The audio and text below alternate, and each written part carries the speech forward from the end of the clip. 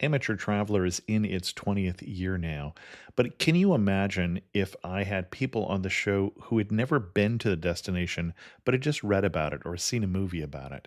That wouldn't make any sense at all, and you wouldn't listen. We all know how important it is to receive advice from people who know a destination to get the most authentic local experience. And a great option for experiencing this is Explore Worldwide and their authentic small group adventures, led by local tour leaders, perfect for solo travelers who want to meet like minded people with a desire for adventure. I'm often an independent traveler, but two of my last three trips were with small group tours because they organize everything and it's a lot easier. If you want to recreate the tour I did to Malta, they have a Malta and Gozo Discovery Tour. I'm intrigued by one of their tours called A Taste of Sicily. The company again is Explore Worldwide, and visit exploreworldwide.com to learn more. And thanks to Explore Worldwide for sponsoring this episode of Amateur Traveler. The nights are long, the days are short, and the weather is chilly to downright cold, depending on where you are.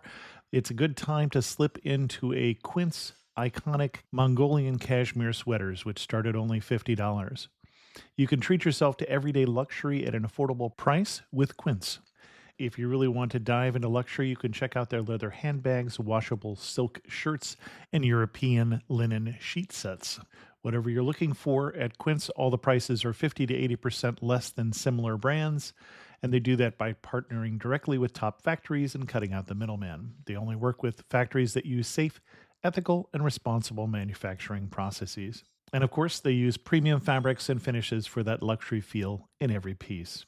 But you've already heard me rave about my Quince travel pants.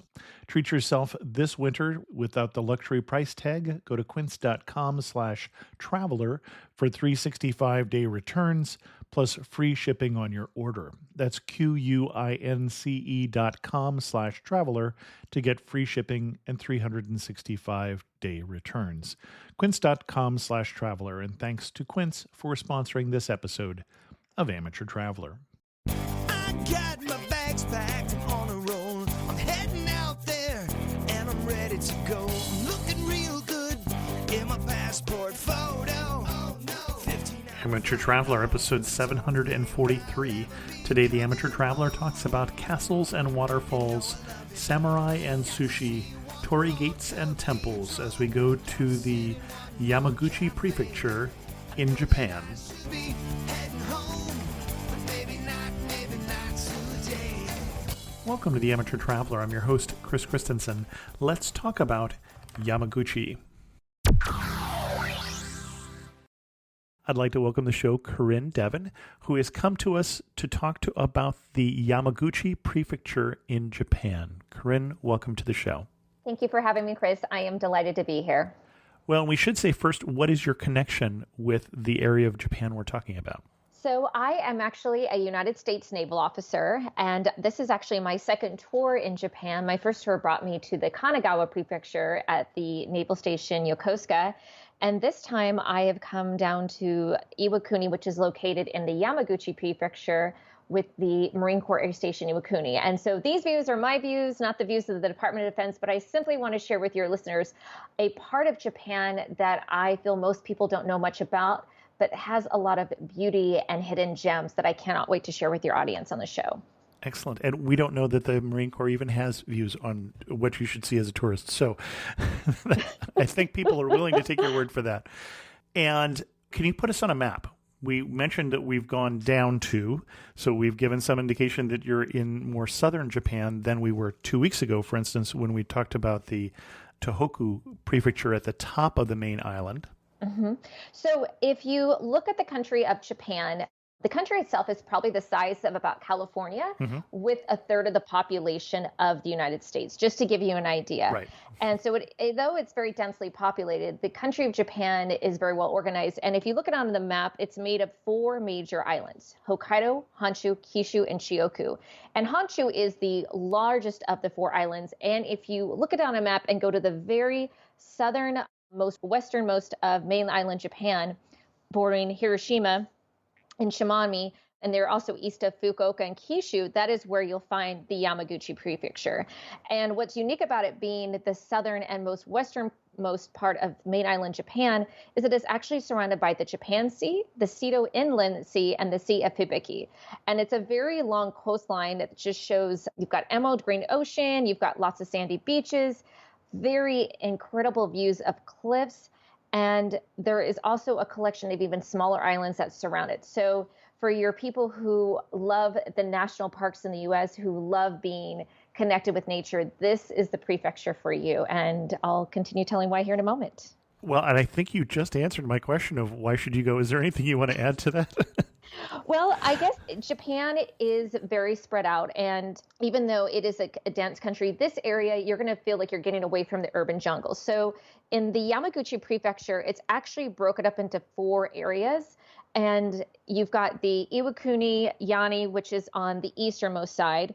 You've got the Shumeski that is on the most western of the side. And then the center, it's split up into of where you have Haji, Nagato, and below it Yamaguchi and Hofu. And to any of my listeners who are Japanese or Japanese American, I apologize if I butchered any of those names.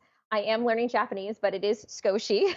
So I am doing my best with reading the kanji or the hanagana or katakana. If you are flying and you are coming from Tokyo, which is most common entry into mainland Japan, you can actually fly from the Haneda airport into either the Yamaguchi airport, which is kind of in the center, or into the Iwakuni airport, which is on the most eastern side of Yamaguchi, which again borders very closely to the Hiroshima prefecture. Now, one thing that your listeners may not know is that coming into Iwakuni is much more easier for Americans because there is a very large Marine Corps station here. In fact, the runway the military has actually shares with the city of Iwakuni Airport. So if language is a concern, barrier, I would definitely say Iwakuni is much more American friendly in the sense of that you have a very large population here of Americans, about 14,000 to be exact. And because of the large population of Americans here, there has been a lot of changes and growth in the town because the language is very different, and reading Japanese, the 3 different alphabets, when it's not in English letters, can be quite daunting. There is a lot of allowances and a lot of English speakers that you'll meet in this area more so than other regions of the Yamaguchi Prefecture. Okay. And then the only thing I wanted to add to that is you mentioned flying from Haneda, and just if people are not aware, that's the domestic airport in Tokyo. And so sometimes people won't fly into that airport because that airport has predominantly domestic flights. So you may need to transfer from if you fly into Narita. Yes. Excellent. As someone who's flown quite a bit out of Haneda and Narita, Haneda has opened more international flights. Of Right, course, it has. Right now, during the current pandemic, it is challenging to say. But if you are flying from Los Angeles, New York, Washington, D.C., Honolulu, some of the major airports, you can fly directly into Haneda. But you are correct. Narita is the other airport, and they do offer a shuttle in between the 2 airports. And I know that to be true because I made the mistake of being at the wrong airport the last time I was in Japan. I've actually done that silly tourist thing where you look at your ticket and you realize you flew into one and you're flying out of the other. So it's a great argument for why we get to our airports early. I made my flight, but I took the shuttle. Yes, and I will say that the Japanese airports are the easiest, most customer-friendly service. Getting Narita Airport is like JFK or LAX, but I've gotten in and out in like 20 minutes, and it's the quietest. If anything, for the loud people, the Americans were the loud ones in the airport. So I will definitely say in a country that is so friendly and customer service, you feel very, very much taken care of.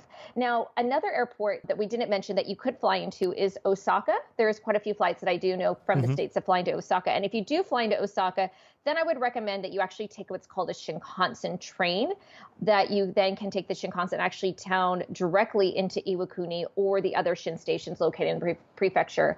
Are your listeners familiar with the Shinkansen? I think many are, but we're talking about the high-speed train that you've all seen pictures of by this point, which is a joy to take. And it's a little more expensive than the local trains, but very easy process and very enjoyable. Yes, it's like you sit on the window, which I recommend getting a window seat, and you can feel like the world is passing you by.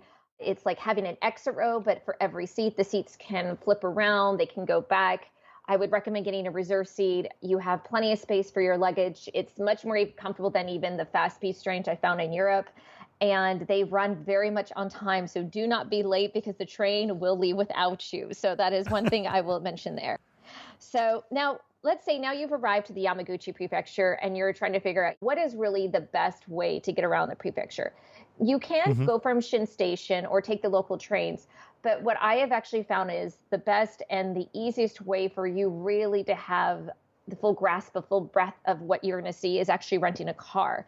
And the nice thing about renting a car here in Japan is that all your toll tickets are included in your rental car. So you can Okay. take those toll roads and not have it count against you, which is really, really nice. I don't know any other country that actually does that, to be honest. Well, and the drivers are very polite, as you would expect, but they do drive on the left side of the road instead of the right side of the road, would be one thing to adjust to. Yes, absolutely. So it is like driving in England or Australia, and it does take a little adjusting to get used to. I do have a car and drive here, but the thing that always helps me is I always remember that my butt is on the line and everything here is in kilometers, Mm-hmm. and you will find that you'll go a little bit slower. However, there is certain stickers that you can put on your car. One's a green yellow sticker that they will put on the car so it alerts other drivers that you are a new driver, even though Oh, you're not that's 16 funny. years old and driving a car. They do that. The Japanese culture is very, very safe. And I tell people it's like anything, you just have to rip off the Band-Aid and go. And if you're ever in question, go slow, pull over. You would be surprised in this country how many people will stop, even if they don't speak English, and try to help you. Well, and I don't know if I have talked about it on this show, but I have driven in Japan just once, although it was in downtown Tokyo and it was in a go-kart, but that's for another story. Oh my goodness. Oh my goodness. Wow. and dressed as Batman too. So Wow, that is incredible. we'll do that show sometime. Yes, you can definitely get dressed up, but you will find from driving in Tokyo, it's like driving in New York City to now you driving in rural America is what you're going to feel like in Yamaguchi. So depending on the time of year you come, and that's one question people always ask me, when is the best time to come to Japan? And I would tell you two times a year. One is the fall, Okay. and the fall really starts, I would say October, mid to late October, all the way through beginning of December. And then 'Cause you're also further in the south. spring Okay, as you're that further makes south. sense. Yeah. And then in the cherry blossom season. So the cherry blossom season really, it starts further south in Okinawa and then it parades up. And each year it's around the last week in March to the first 2 weeks of April. And that's probably, I would say, the most beautiful time really to visit anywhere in Japan. Of course, fall, as you say, varies depending on where you're located, as well as spring. But that is where you'll see colors that are so vibrant you never knew that they could ever exist. And same thing with the cherry blossoms. It's just enchanting. And it just makes everything just look so much more alive and thriving here. So that would be the 2 times a year that I would recommend your audience to actually travel here. Okay. And then what kind of itinerary are you going to lay out for us? So since we started in Iwakuni, I'm going to start your first day in Iwakuni of what you would do. So in Iwakuni, there is a couple areas that are on the must-see list. And the first is going to the Kintayo Bridge. And that is actually one of the top 3 bridges to see in all of the country of Japan. And no matter the time of year you go see it, there is always something happening with the bridge. It's actually only 5 meters in width and about 193 meters in length. And there's a small fee that you pay to cross the bridge. And if you simply don't want to cross it but admire it, there's things on both sides of the bridge to admire. There's plenty of parking. There's also a lot of parks and nearby museums, such as the White Snake. That is a thing here. So there is a lot of real snakes, but they consider this as a messenger of good luck that brings riches and fortunes, and they're seen as national treasures. Also in the area is Kiko Park, which is actually an old residence site of former feudal lords of the Iwakuni domain of many, many hundreds of years ago. And so a lot of the buildings they have that are reminiscent there is of when things were prospering of the area. So you'll find lots of fountain areas, a lot of families, people will have picnics. Depending on the time of year, they will also have different festivals throughout the year. So that's why, depending on when you come, it really depends on the festivals that they offer. Now, in the fall, you can definitely appreciate the Maple Park. It's called Momojindani, which if you look at some of the Japanese translation, it means falling leaves. And they'll actually do different types of cookies during that time of year that are in celebration of the fall, the turning of the leaf. They also have in this area what's called the Iwakuni Castle.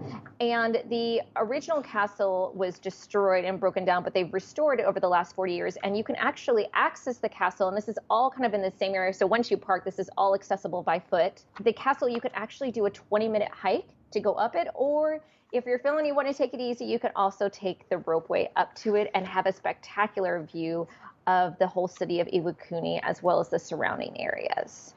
And a couple of things to clarify. One is the bridge you were talking about is, you mentioned how narrow it was and how long it is. It's also a medieval wooden bridge. So it's a pedestrian bridge. This is correct. Yep. It is a pedestrian bridge. So you can cross it, small fee to do it, but it is UNESCO protected. And it's actually the architecture they used to build it. It has survived typhoons. It has survived a lot of Mother Nature's storms that have come through. And so it's really just, the Japanese feel like it's just a testament to their strength and their longevity that they have, especially in this region. So there's a lot of pride that goes with the bridge, and that makes it one of the top sites definitely to see in this area. And the other thing, you mentioned the castle, and I'm not sure that people who haven't been to Japan or who haven't seen the castles of Japan might have a different European view. A castle, for instance, typically in Japan is a predominantly wooden structure, very vertical, not very big, not big compared to a European castle. It was typically the home for one feudal family. And so this looks to be about the same, stone base than wooden 4 or 5 story building. Correct. And the thing that I would also tell them is be prepared when you go inside it, because you will pay a small fee. You can go inside. They've turned it into a museum. And they will also have pictures of other castles in Japan, which will all look very similar to a Japanese castle, which you very well described. Be prepared. You're going to take off your shoes. So wear socks, or they will have certain shoes to wear, but you cannot wear your outdoor shoes inside. And also, you're going to walk up very narrow stairwells. And I say narrow in the sense of you almost feel like you're going to knock your knee walking up the stairs, going up them. So when you travel, definitely have a backpack or a messenger bag, so that way your arms are free to really brace the rail as you go up each layer of the castle. Excellent. Okay.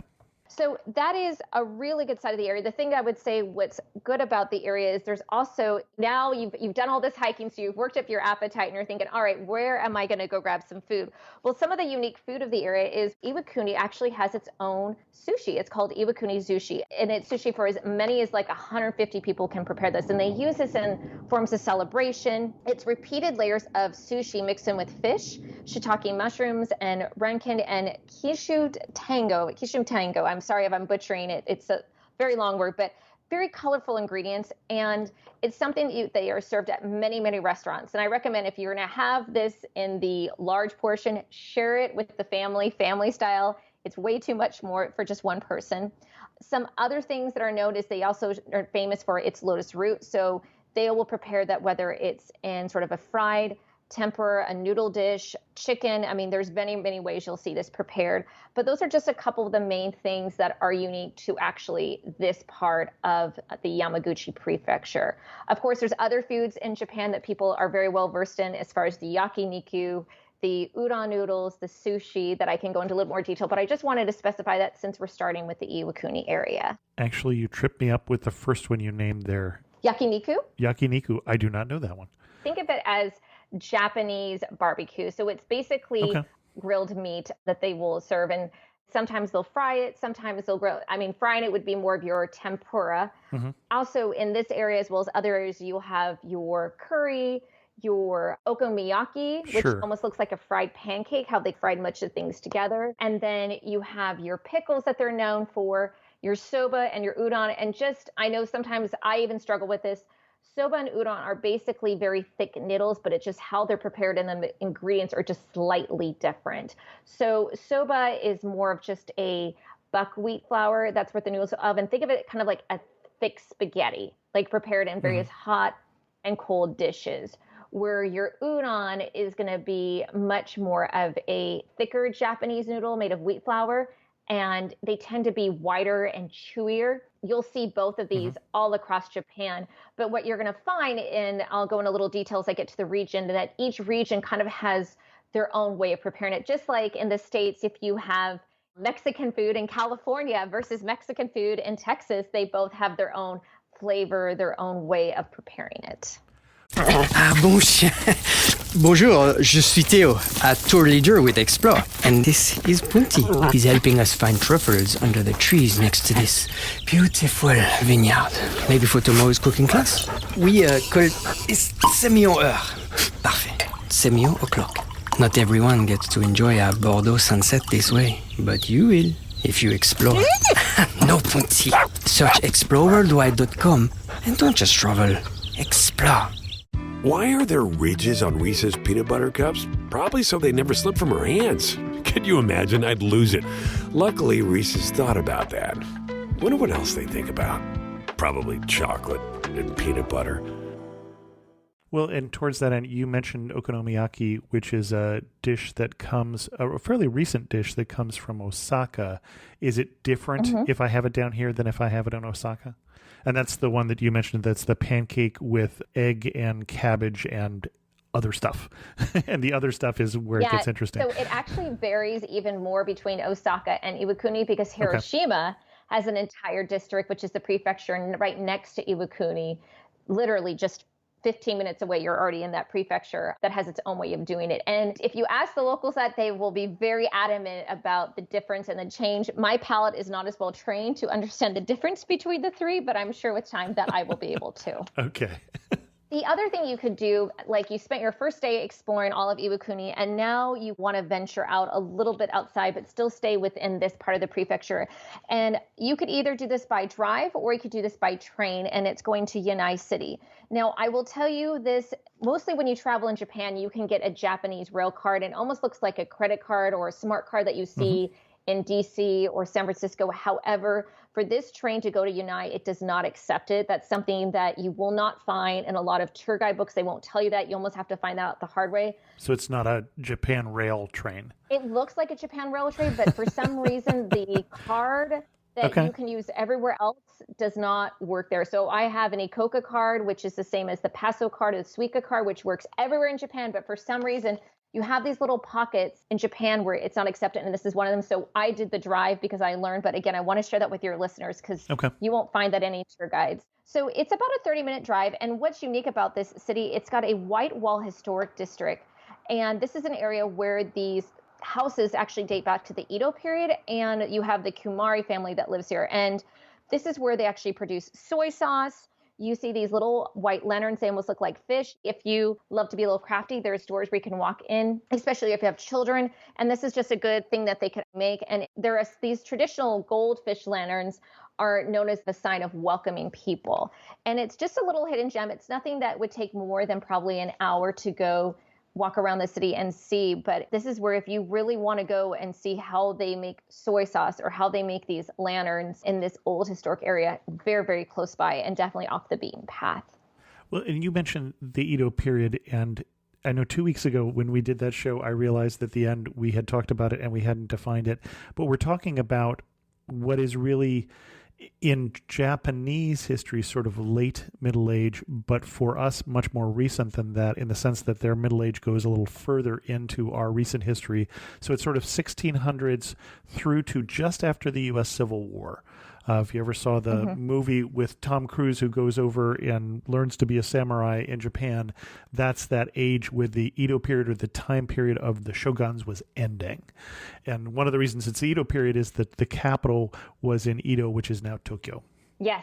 One thing that's interesting about the Edo period is before that, Kyoto used to be the capital of Japan, and then it moved up to Tokyo. So there is a lot of history, and if your listeners find that they explore this region and they want to see a little bit more of that old world Japan, Hiroshima and Kyoto are both cities and areas that are very easy to access by just an hour to 2 hour Shinkansen right away. Those are some great neighboring areas if their vacation time allows them to stay in Japan a little longer. Excellent. And we have shows on both those regions separately, as well as on Tokyo, on Edo itself. So as we move away from the easternmost side of the Yamaguchi Prefecture, we'll make our way towards the central prefecture side. Some of the sites that I would say are the must to explore there is one is going to be the Ryokuji Temple and Pagoda. So pagoda, the way I can best describe it is think of a very tall linear structure, and you'll see what looks like roofs that separate the different levels that stick out from the building. So what's unique about this pagoda is that it's a 5-story tower. So if you think of a 5-story pagoda, think of a 5-story building, but instead of it being all one line, imagine that there's also 5 roofs that jet out from the building per layer. And this one, what makes it very unique, and again, this is also found in a park, and the name of the park is called the Kozan Park, which is probably, I would say, the gem of the Yamaguchi city, which again, we're in the central prefecture area. This was actually constructed in 1442, just so we're, again, going along with what you're saying with the Edo period. And it's considered one of the top 3 actually to see in all of Japan. And what's unique about this one is that they say that you really could see it any season to appreciate its beauty. Of course, if you have the cherry blossoms blooming or you have the autumn leaves around it, you're definitely going to get that wonderful picture that you want to put on your Instagram or your Facebook or your Shutterfly book that you're making for your pictures to send to your family back home. Excellent. Also, this is a good reminder that if we're trying to describe something and you're wondering how to picture it, every episode of Amateur Traveler has pictures if you're using the appropriate player. Some of the podcast players can show you the pictures and some cannot, so you'll have to check depending on what platform you're playing on. But every episode of the Amateur Traveler has pictures and links to the things that we're talking about, as well as links in the show notes.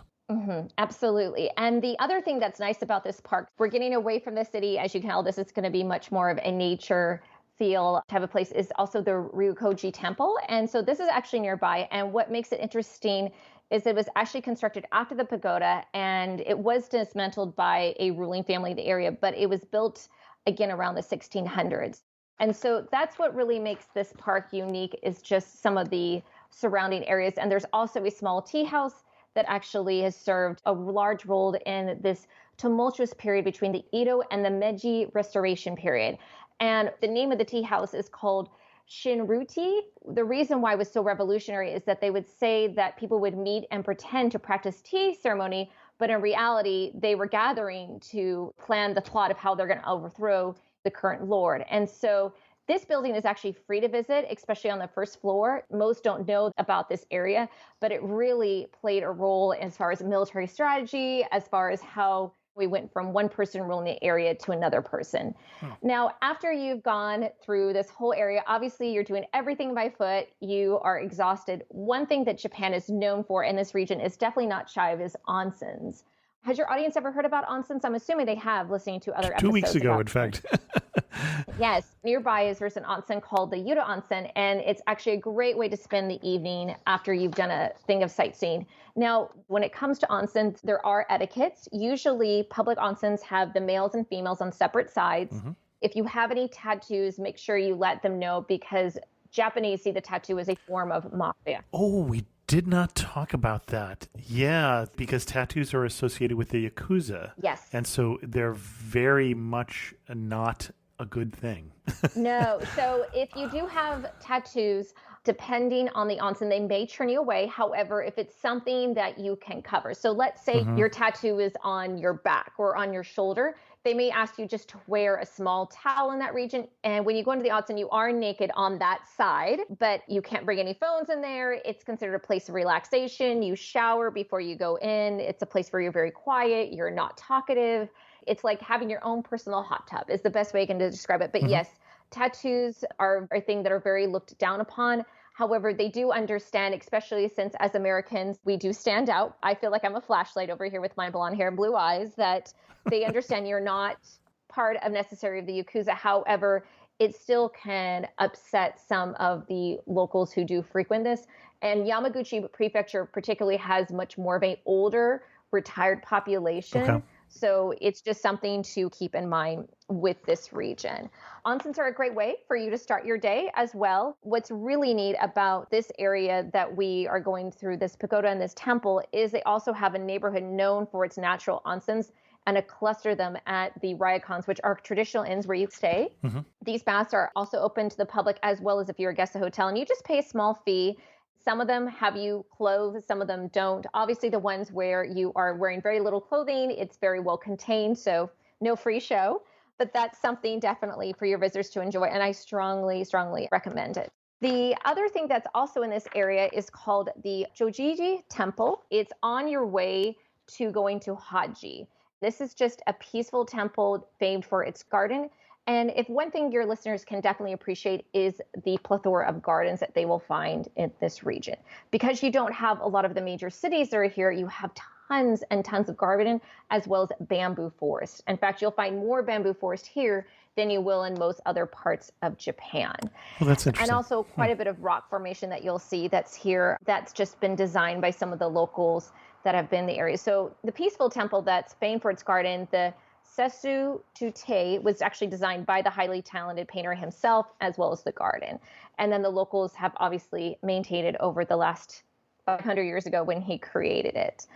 And that brings us next to Haji. So Haji is known for its pottery. It's known for its old world, but now we're going to go back into what you mentioned about the samurai. So there's actually a samurai quarter that's located in Haji, and you can easily, again, reach this area by train. But the reason I say it's much easier to drive is that it's a little bit more convenient and it's easier for you to access some of the sites. Right now in Japan, they have a Go Japan campaign where they're encouraging more people to travel. But as you know, with COVID, sometimes things that say they're open are not open, or their hours have changed and they're not always up to date online. So having a car can make it a little bit more accessible if you need to adjust your plans accordingly. But one thing you'll find also in this area is a castle. However, this castle is going to be very different than the Iwakuni Castle. When you walk up to it, you're like, wait, where's the castle? Because all you're going to see is the foundation of it. The outer stone walls are all that remains of that stronghold, because after that family had served, the Mori family that had served there for 2.5 centuries, the top layer of the castle was destroyed. And so now it goes into a expensive green space of a park that is now enjoyed for picnic or leisurely strolls in the area. Okay. One thing that I will mention about Haji, and this is true of a lot of regions that you'll find in Japan, is that upon arriving, if you feel you're a bit lost or not all the signs are in English, even though they are having more and more of the region be translated into English, Korean, Chinese, and other languages of the world, is that you'll find a fantastic visitor center. And so they actually have a great 16-minute video. It's actually available upstairs when you enter into the visitor center. And it teaches about the origins of Japan, their industrial revolution, how the Haji town prospered under the rules of the Mori clan, and just how they've evolved. And very often when you go into these museums, these homes, these areas to explore, it's only 300 yen, 100 yen. And even you're thinking $300. No, 300 yen is a little less than $3. It's very, very, very inexpensive. And I would tell you that anyone who has visited me before in Japan or has visited me now is always impressed about how inexpensive it is to travel to some of these historic, well-preserved places. One place that your photographers will not be able to get enough of is called the Tokuji area. And basically, when you walk up to it, you think it's a collection of temple buildings, but when you get past them, you'll actually see that there's more than 500 tall stone lanterns surrounded by the graves of the Mori clan dwarves. And so this has got their families, their children's. It's just a solemn treat for you to enjoy. And it's one of those things that most people do not know about. The last thing about this area that you will enjoy is the castle streets. So Haji, being that it was a samurai quarter, is they have it placed into a grid. And they did that for a couple reasons.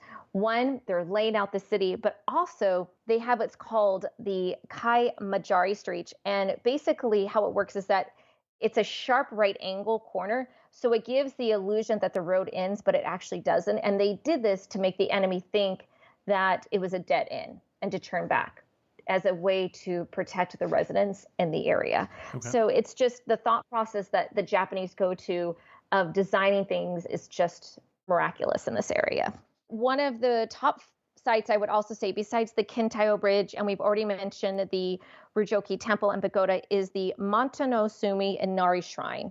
Now, if you pull this up, whether it's on social media, you Google it, you will see a collection of 123 bright red torii gates that go around this hill, almost just whimsical. And walking through them, definitely take all the pictures you're going to take, drive there. You're going to pay a small fee just to pay and park your car, but spend a couple hours there because you're really going to feel how it's one with nature. It's on the coast.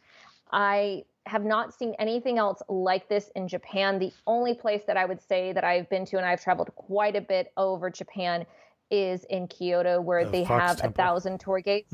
Yes. And those are orange, where these are a bright cherry red. Now, those are going up a hill. Is this a similar sort of layout? Yes, it's kind of going up a hill, but it's very open. Okay. So where those, I felt you were very contained, this you're going to feel very open. And even though you're channeled into this tunnel, you're going to still feel very open to your surroundings. You're going to feel the wind come off the sea. You're going to see the vegetation. Llévate más de lo que esperas todos los días con el nuevo McValue en McDonald's. Ahora puedes comprar uno y sumarle otro por $1. Así que cuando tu equipo favorito enfrente a sus rivales, enfrenta tus antojos con $5 Meal Deals. Y si estás corriendo para alcanzar el desayuno, corre al app para llevarte ofertas antes del cutoff. Tú decides, y con McValue, tu decisión siempre rinde más. Precios y participación pueden variar. BOGO $1 válido para un producto de igual o menor valor. Debe estar registrado en Rewards para ofertas en el app. To realize the future America needs, we understand what's needed from us. To face each threat head on. We've earned our place in the fight for our nation's future. We are Marines. We were made for this. If you're claustrophobic, by no means will you feel claustrophobic walking through these. I just have heard nothing but wonderful things. It's on my list to do. I have not physically been there yet, but it is on my list as soon as I'm allowed to travel to that region. And just a lot of people tell me they feel at peace when they go there. So that is something I would say is unique about a lot of these temples and shrines in these sacred areas, that even if you are not Shinto or Buddhist, let's say you're Christian, and only 1% of the Japanese population is Christian, there is something that you can admire and respect and enjoy from going to such a religious and sacred place. Even if you don't feel like you know anything about the Shinto religion or the history of the shrine, you can still go there and feel like you're just becoming part of the beautiful backdrop. That one is actually located near the Gato city. So again, it's not too far from Haji. That is the area that is close to. It's about a 17-minute drive from that area in the Yamaguchi Prefecture. And you could get there also by taxi as well. Okay. The last major site of the area is, and again, I cannot wait to do this myself, I'm waiting for them to open back up again, is the Akio-Shido Cave. These are the biggest limestone caves in all of Japan. They are the largest as well as the longest. And so they actually plateau, and they are located in the mine city in the Yamaguchi Prefecture. So just to give your audience an idea, it's about 8.79 kilometers of passage. So depending how adventurous you feel going through these caves, which go up, go down, below sea level, you can actually go quite deep and quite far into them. Now, they can often be very concealed by darkness, even with sunny weather. However, the entrance into these caves, I've heard, are incredible. This is something I've heard is best to do in the summer, just because they obviously can be quite cool, and it's nice to beat the sunny, humid weather. Because yes, in Japan, it is quite hot and it is quite humid here in the months of July and August especially. The thing of the caves that I would mention to you, and I would also say this hiking no matter where you're going to go in Japan, and I'll mention a few great other areas to go hiking, especially if you want to get away from temples or feel out on the own of another nature, is be mindful that not everything is always going to be in English. Even though they do have some English guides, very often if your phone may not have service, translating can be a little tricky. And these caves are no different. So it's no different than you hiking in the middle of Yosemite or Yellowstone, where there may be no cell phone tower. So even if your phone can translate, like my phone can translate from the Japanese characters into English, sometimes having a map before you go, having things already pre-printed, is the way to go to these sites. But I was well assured by many people who have gone there, they do have booths, information booths that describe the formations in not only Japanese, but also in English, Mandarin, and Korean. Okay. That covers, I would say, the major sites to see the area. So one thing that we touched on earlier that I'd like to go a little bit more detail is the food. Okay. We've already talked about the iwakuni sushi. Another thing that is very popular in this region is blowfish. So if you go fishing here, you do not have to throw the fish back. You can actually eat it. Now, what's fascinating about the blowfish is there was a period at time where you were not allowed to eat the blowfish. It was considered forbidden to eat it. But the first Japanese prime minister, whose name was Hirobumi Ito, who is actually from the Haji city, he's from this prefecture, he loved it so much and enjoyed the delicacy so much that he had them bring it back. And so you will see extraordinary dishes. They almost look like a piece of art, almost too pretty to eat, made up of blowfish dishes. Now, when you talk about blowfish, you're talking about the fugu, which has to be made by a chef who knows what he's doing because otherwise you can die. That's the one we're talking about, right? Yes. Yes. You have to be very, very, We might want to mention careful. that. Yes. Fortunately, you do have quite a few people here who are very familiar with it. So, and I will tell you, Japan is probably one of the most cleanest countries in the world. Now, if you want to go to the place where you are like maybe still a little worried and you're not sure where, then on the most western side of the Yamaguchi Prefecture is known as the Shimoneski area. And there's a very large fish market there called the Haidori Market. They pride themselves on selling the most blowfish more anywhere than Japan. And again, this is where you'll see the blowfish decorated almost like sashimi. It looks like a chrysanthemum or any sort of major flower. It's gorgeous. Oh, I was looking at a picture of it and I didn't realize that's what I was looking at. Okay, yes, all right. Yes, no, absolutely. Interesting. Yeah, and then another food that's also very popular in the area is called the Kawara sobu noodle. And it's from the town Kawara, which is near the Kamenun Straits, which is another popular tourist destination because, again, it's separating the island of Honshu and Kishu. So what's fascinating about this noodle is that it's a soba dish that they make on top of a roof tile. So it's an actual roof tile that has the meat and vegetables on it. And where this idea came from is that when soldiers on the battlefield had to eat, that is how they would cook their food. They would use a roof tile that they would use to cook over the fire to cook their food. And so it's something that they've carried on, and there actually is a special dipping sauce that you use to eat the dish. So that's a little bit of history along with what you're eating there. There's also a big swordfish that you'll find down here. So, I'm sorry, sword-tip squid, which is kind of known as the queen of the squid here. And even though I have not had it quite a bit myself, there's actually a lot of free-range chicken that is grown down here. So one of the things that you're going to find in this prefecture that a lot of people know is called the zanjoku, which the common nickname that people know by is called the chicken shack. And the chicken shack is something that you almost feel like it's Disney without the rides. It's just all food. That's probably the best way I could describe it in a nutshell. And they're famous for their large size rice ball, but also their grilled chicken that's literally just served on a stick. Always double check the hours, but they're usually open from 10 a.m. to midnight, and they're closed on Tuesdays. They have different ways that you can also order it. So going there, there's kids I see playing drums. There is a full-on restaurant. There is places where you can eat in the garden, which is what I did. And you'll put your feet underneath this floor mat where you're sitting on, your legs are sticking out, but they're sticking out underneath an area where it keeps them warm underneath the table. Go there hungry. And also be prepared to wait for your food. It takes about an hour to get your food. However, the different areas of where you can eat, you can really enjoy the ambiance of being in a garden, being in the mountains, and then bring your jacket because it does get cold when the sun goes down. So that's one thing I would definitely say is a hidden gem, but it's become very famous in the entire prefecture for it. You also have ramen, which is also known in the area. I'm more familiar with the restaurants of just some of the local favorites where I live in Iwakuni, which I will definitely provide. But there's also a huge curry that's become very popular in Japan. And even though when you think of Korea, you think of Indian curry, the Japanese have their own flavor on it.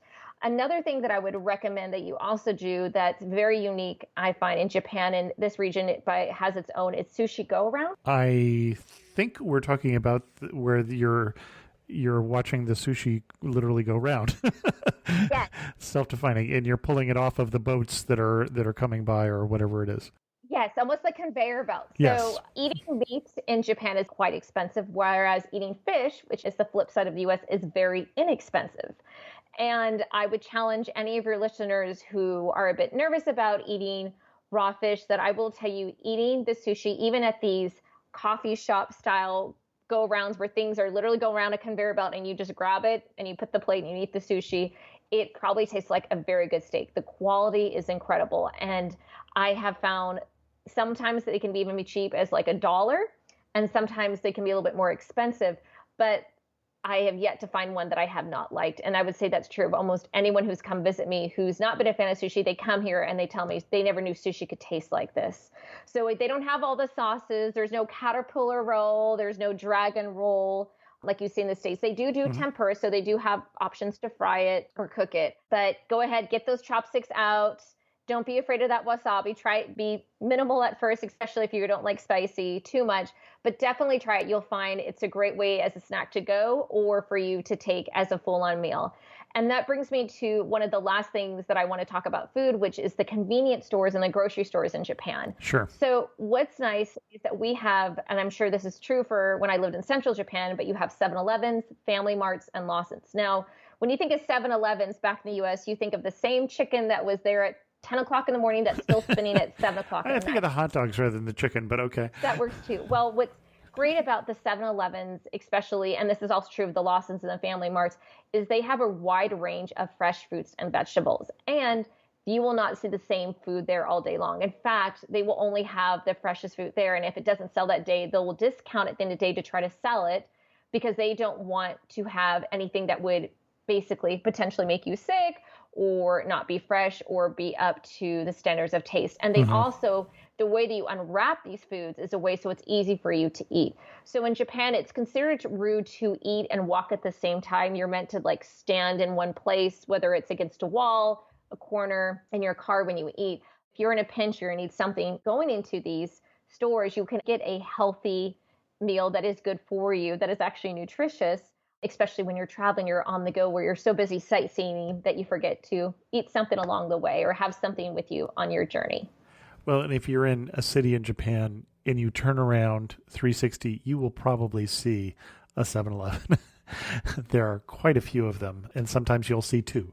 Absolutely. And the last thing that I want to touch on is also your ability to hike in Japan. So I mentioned one area in the beginning, but another area that I went to then, and this was towards the end of hiking season. So there is actually a dedicated hiking season in Japan, and it runs from April all the way through November. Now, depending on where you're located in Japan, so let's say you're in Okinawa, I don't think their hiking season actually ever closes there, but where I'm at in the most southern part of the main island, Japan, it closes the last week in November. And they do that just because of the weather, how cold it gets. And it's known as the Genku-jiko Valley.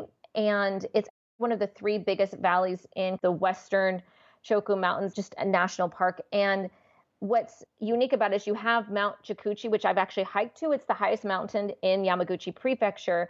And they mentioned 5 falls, but it's actually 7. It's just because it straddles this prefecture and the Hiroshima prefecture. So the wonderful thing is they do have a tourist information center there, and they do have some things in English, but again, not everyone there will speak English. So one mistake that I made, I would tell your listeners, is that we went on a hike that people told us would only take us an hour to do tops, and 2.5 hours walking in, we realized we didn't know where we were going, so we had to walk back. So be mindful of where you're going. The maps are not labeled always in English. You don't have cell phone reception, but it's a beautiful area in the fall. There's areas to hike, camp. You'll see people that will get out different plates of food. And believe it or not, if you're like, gosh, I can't think about packing all those things, one place you can buy a lot of cheap things to take with you hiking is at the 100-yen store, which are dollar stores. I have never knew that dollar stores could exist like they do in Japan. The quality for what you're getting is incredible. And they're also known as Daiso or Syria. Those are some of the other names. They only take cash, so keep that in mind and bring your own shopping bags because they will charge you. But you could buy an entire hiking kit. I think one of my friends only spent $10 on her hiking kit where she bought like a little chair, a little bun oven to like cook her food, a small little backpack that got zipped it really small, a water bottle, pretty much everything that she needed. And then I think she donated it to like a local school when she left because she just didn't want to have space in her suitcase to bring it back with her. So that is something that I just wanted to mention on top of the museums and the temples and the shrines we mentioned. If your listeners are looking for something just to go somewhere new that they wouldn't necessarily see. Excellent. Well, I think we're getting ready for some of our wrap-up questions here. You are standing in the prettiest spot in the Yamaguchi Prefecture. Where are you standing and what are you looking at? I am standing at the Motomari shrines. I am looking at the ocean in one direction, and I am looking down the pathway of those 100-plus shrines. Okay. One thing that makes you laugh and say only in Yamaguchi. I have to only choose one thing. I would say, well, probably just because as American is how many times that I will go through the wrong door. So just like The driving is on the other side of the road. Oh, So right. are the stairwells. Mhm. So are the books. So are going inside restaurants. So very often I find I will run into people because I am not following the correct flow of traffic. So very often I am bowing my head and saying "gomenasai" probably at least 3 or 4 times a day, which means I'm sorry in Japanese. Well, and that's actually a good tip for any place that drives on the left. I find the same thing. I find myself running into people because I forget that they typically will then walk on the left as well. Good Yeah. tip, good to remember. And if you had to summarize the Yamaguchi Prefecture in just 3 words, what 3 words are you going to use? Peaceful, Okay. tranquil, Okay. and a retrospective because you feel like you're going back in time. Excellent. Our guest again has been Corinne Devine. Corinne, if people wanted to get a hold of you because they have questions, do you said you might be interested in giving us your social media handles here? Absolutely. So they can find me on Facebook at Dr. Corinne Devine or on Instagram at Dr. Corinne Devine or on YouTube. I'm more than happy to answer any questions. I am actually an orthodontist by trade, so I get to work with a lot of Japanese as well as Americans. So very often, even though as a dentist, I meet people very often in the clinic. Through that, I've developed wonderful friendships, and that is how I've been able to really explore this region and share some tips I've learned that you won't necessarily find in the maps or you'll find looking online. And I'd be delighted to answer any questions your audience has. Well, thanks so much. And thank you for coming on Amateur Traveler and sharing with us your love for Japan and specifically for the Yamaguchi Prefecture. It's my pleasure. In news of the community, first thanks go out to the patrons of the show, including the newest patron, Alan, who help support the show. And you too can become a patron of the show by going to patreon.com/amateurtraveler. And further evidence that there's always somebody discovering Amateur Traveler and going back and listening to some older episode, I heard from Emma recently who said about the episode we did about Manchester, England. Dear Chris, just listen to your episode on Manchester, England, my hometown. This episode is brought to you by Shopify. Do you have a point of sale system you can trust, or is it a real POS?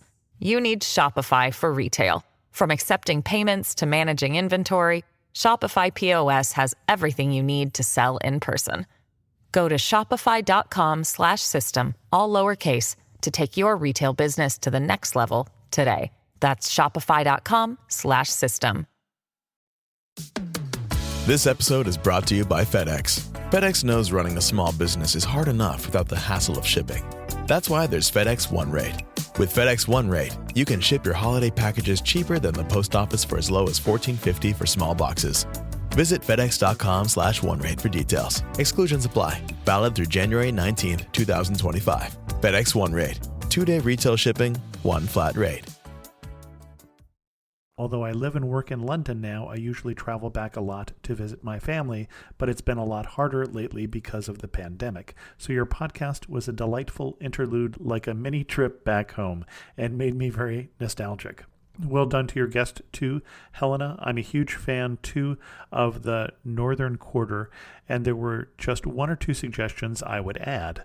The Midland Hotel in Manchester. This is one of the most beautiful buildings from the inside or out. I think it is an Art Deco style and would highly recommend dropping in for a drink or even an afternoon tea. Both the atmosphere and service are exquisite, and you feel like you've stepped back in time to the late 19th century. You asked when to go, and I would suggest December. A lot of European cities have fabulous Christmas markets. I've visited many, but outside of Germany, in my opinion, those in Manchester are the best. In recent years, they've grown massively, as well as the artisan gifts you can buy. They're a great place for food and drink. In the winter, they are a huge attraction by day and night, and many people start off a night out there with a mug of hot chocolate or Glühwein. But ideally, don't go on a Friday or Saturday night as they're so busy. Finally, a trip to Liverpool. The mini boat trip along the canal would be lovely, but I'd massively recommended a few days in Liverpool too if you've time, which has so much to offer itself with a stunning waterway, friendly people, and amazing history. One of my all-time favorite cities. Oh, and finally, there's nothing wrong with a chip barm. I had to ask Emma what a chip barm was, and that's a sandwich barm with chips in it. I discovered your podcast a few years ago when I was visiting my sister on her year abroad in Austin, Texas. Since then, I've traveled to so many places in spirit, at least, while listening, and absolutely love your shows. Thank you so much for every incredible episode, Emma. And Emma, you are most welcome. I think with that, we'll end this episode of Amateur Traveler. If you have any questions, send an email to host@amateurtraveler.com, or better yet, leave a comment on this episode at amateurtraveler.com. And thanks so much for listening.